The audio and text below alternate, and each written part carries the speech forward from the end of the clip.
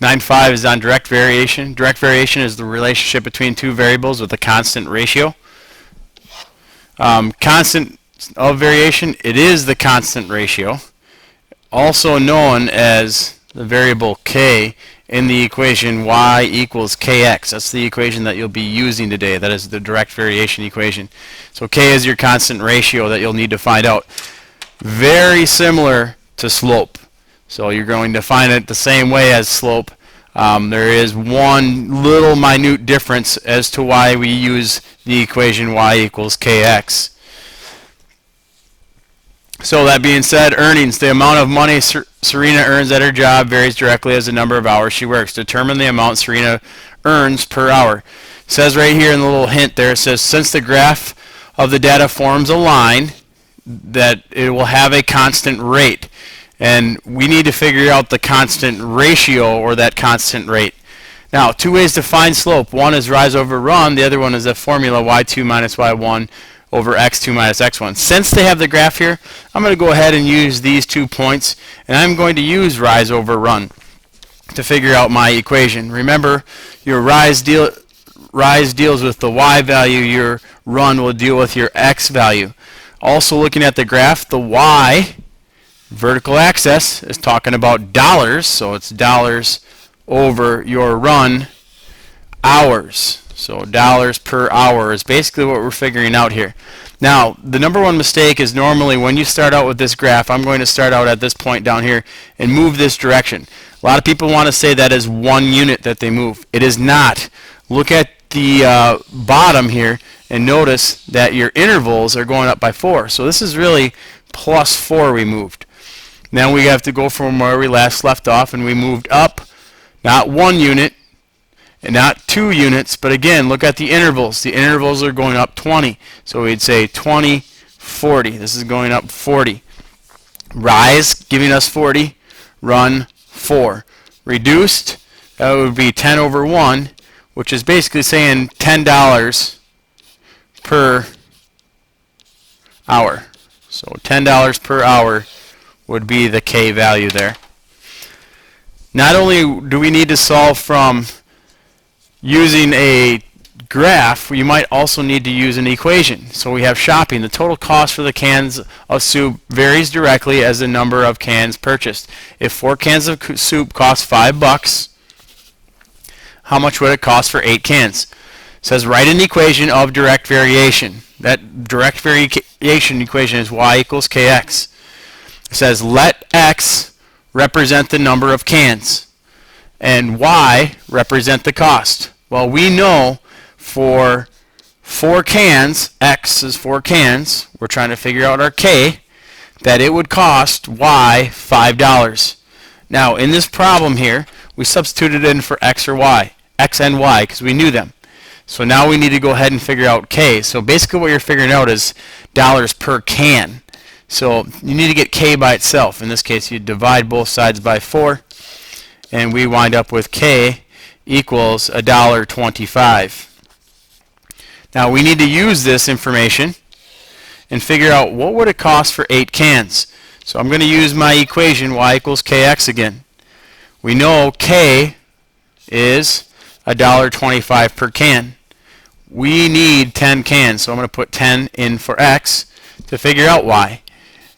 Do your computation, we figure out y equals $10. So 8 cans would be $10. Example 3, I'm going to have you go ahead and pause the video here. It's very similar to example number 2. You're going to use that equation y equals kx. If you get stuck, look back at example 2 and figure out how we plugged in things in for your x and y to figure out k. So go ahead and pause it. Alright, to figure out our k value, we put in 6 for x and 270 for y. Need to divide both sides here by 6 in order to get k by itself. And we find out that k is approximately, or it is, 45 cents per apple. Now we'll use that value again. Put it into our equation. We know 0.45 or 45 cents is our k value, multiplied by 10 apples.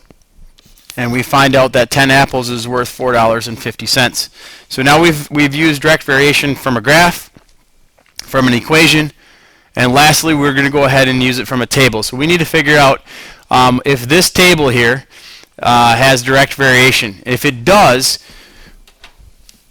we need to state the constant variation. So in order to do this with a comparison, notice here's our y value, here's our x value. When we still deal with it, it is rise over run. So it's still our y, when we set up our ratio, it's still our y value over our x value. So this would be 16 is y, 2 is our x. 32 and 4, 54 and 6, and 72 and 8, all y over x. We need to see if they have that common ratio. If they have a common ratio, it has direct variation. So the ratio here would reduce to 8 over 1. 32 over 4 would reduce to 8 over 1. So far it looks like it has direct variation. And then when all of a sudden we get here and we find out we have 9 over 1 and 9 over 1. Now these are not common ratios. So no, this would not have direct variation because it doesn't have that common ratio. So I want you to go ahead and work through example number 5 and then check back in, very similar to what you just did there in 4. Determine if it has direct variation. If it has direct variation, it will have that constant variation. First thing you should have listed off is all of your constant, or I should say your ratios, your y over x ratio. Then you would go ahead and reduce. When you went ahead and reduce, you'd notice that they do have that common ratio, so this does have direct variation. That constant variation is 8 over 1. Well, 8 is your y value, this is your x value, so that basically that is saying 8 hours per day. So that would be your constant variation. Example 6, again, go ahead and work through it. The only curve that they're throwing at here is maybe possibly some decimals. So go ahead, write out your ratios, and then determine if it has direct variation and find that constant variation. We've listed off our ratios. The next thing we need to go ahead is reduce these, and we'd find out you'd have about 8.5 basically over 1, 8.5 over 1, 8.5 over 1. So these all have that constant ratio. So yes, this would have direct variation, and it would be 8.5 is your y value, so basically miles, and then 1 is your x value, we're talking about hours, so 8.5 miles per hour is that constant variation, that k value.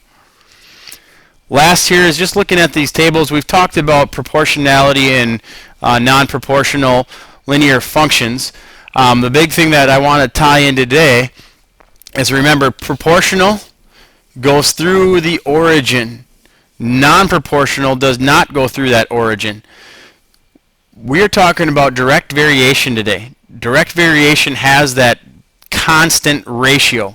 Now if you look at the table, you would notice that proportionality has the constant ratio. So things that are proportional, that go through the origin, have direct variation. So if you looked back at actually that first example that we did in on our assignment here, which was using that graph, looking at this graph already, without even doing anything, I could tell you that this has direct variation. Reason why is this graph goes through the origin. So if it has direct variation, I just need to find the variation constant. So things that are proportional have direct variation. This will conclude 9.5, direct variation.